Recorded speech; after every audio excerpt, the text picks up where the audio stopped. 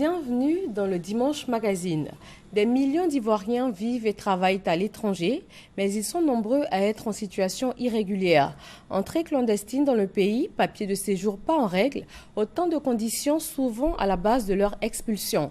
Pour faciliter leur retour au pays, la Direction générale des Ivoiriens de l'extérieur a été créée en 2012. Le directeur de cette structure, Isiaka Konaté, est avec nous pour ce Dimanche Magazine.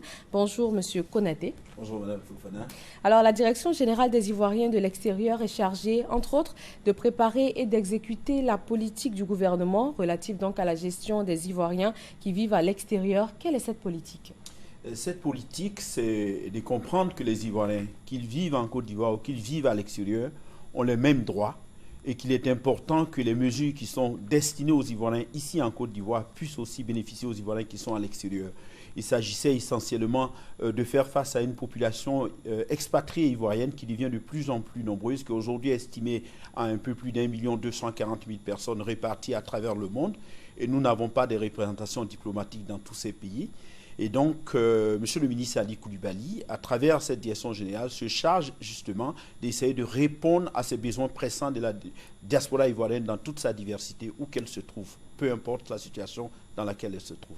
Vous avez parlé de 1 240 000 Ivoiriens. Est-ce que ces chiffres concernent également ceux qui sont en situation irrégulière? Bien entendu, ce chiffre repose sur plusieurs études qui ont été menées qui tiennent compte, bien entendu, des transferts de fonds et des personnes enregistrées effectivement aussi dans les ambassades et consulats de la Côte d'Ivoire à travers le monde. Mais elles tiennent compte des personnes qui peuvent vivre en situation irrégulière et qui choisissent bien souvent, malheureusement, de rester dans ces différents pays.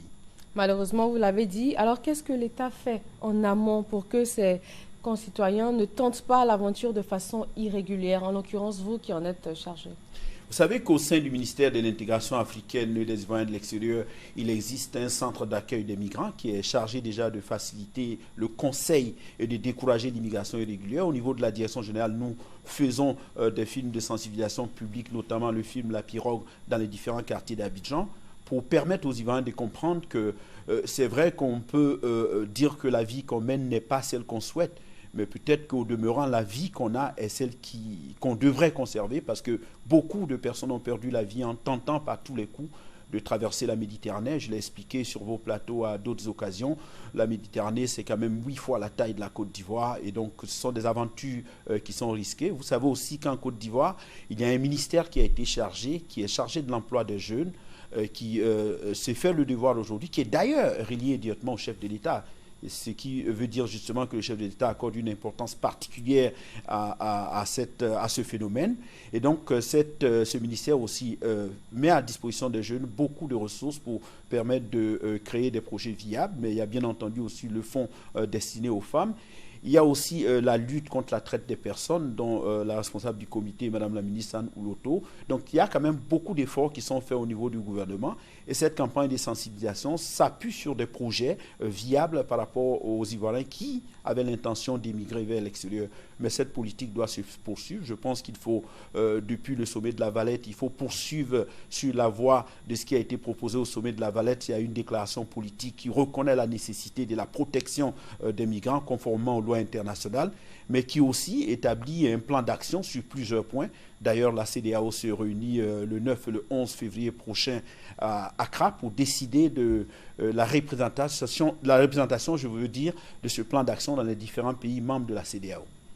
Et on voit que malgré les campagnes de sensibilisation, malgré les programmes qui sont mis en place, il y a quand même des candidats toujours à l'aventure de façon irrégulière. Quand ils sont déjà partis, est-ce qu'il y a quelque chose qui est fait pour les aider à régulariser leur situation sur place dans ces pays?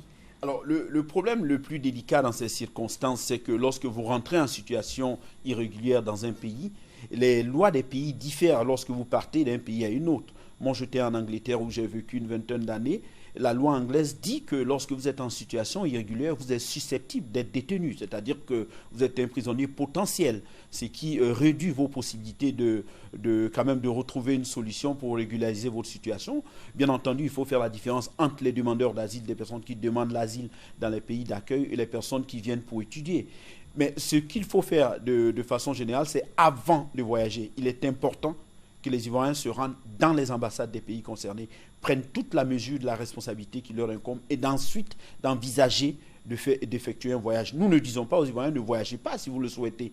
Nous disons aux Ivoiriens si vous voulez voyager, prenez toutes les dispositions nécessaires, rassurez-vous que vous avez tous les documents nécessaires afin d'éviter toute cette gymnastique que le gouvernement, bien entendu, le fait à cœur joie parce que simplement nous voulons répondre à la détresse des Ivoiriens qui sont en situation d'extrême détresse en les faisant revenir en Côte d'Ivoire. Mais il serait mieux que quand même des mesures soient prises, que les Ivoiriens de l'extérieur ou ceux qui veulent aller à l'extérieur comprennent qu'une vie ne vaut rien, comme dit Malraux, mais rien ne vaut une vie.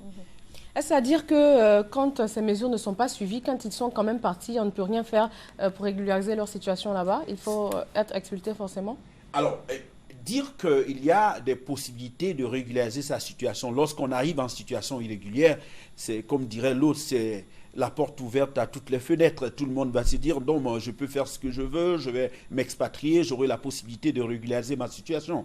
Il faut bien faire comprendre que lorsqu'on ne remplit pas les conditions, on est en situation d'extrême précarité. Et justement, dans beaucoup de pays, ces lois, ce sont des centres de détention, ensuite de rapatriement dans des conditions souvent désastreuses. Récemment, dans le cas du Gabon, suite à l'appel de l'ambassadeur à M. le ministre Ali Koulibaly, qui, de façon pragmatique, a décidé systématiquement, en informant le chef de l'État, que des mesures idoines soient prises pour faire revenir ces Ivoiriens, on s'est rendu compte justement que lorsqu'ils passent dans un centre de détention, ensuite qu'ils sont sur un bateau qui a failli couler selon eux à 2 reprises, c'est quand même un risque incroyable qu'on prend